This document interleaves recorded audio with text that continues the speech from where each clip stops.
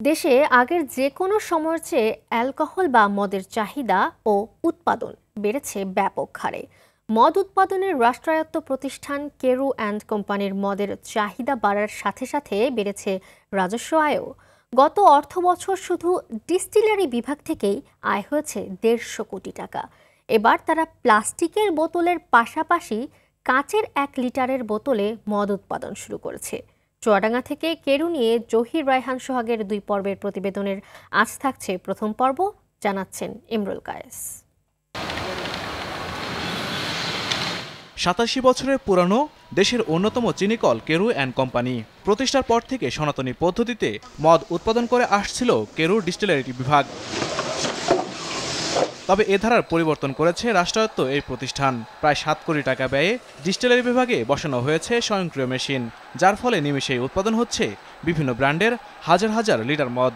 হাতের স্পর্শ ছাড়াই মদ তৈরি করায় আগের তুলনায় কমেছে সময় ও উৎপাদন ব্যয়।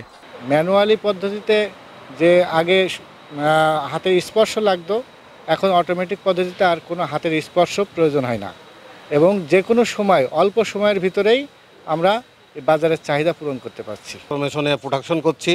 এই অটোমেশনে প্রোডাকশন করার কারণে আমাদের অধিক উৎপাদন হচ্ছে।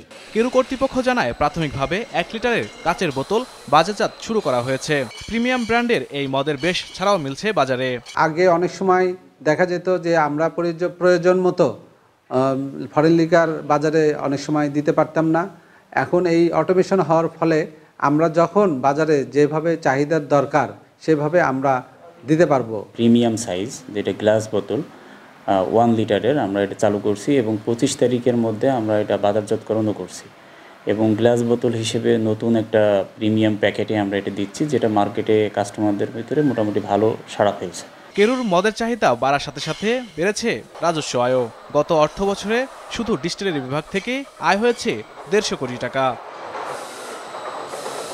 ইমরুল কায়েস, RTV।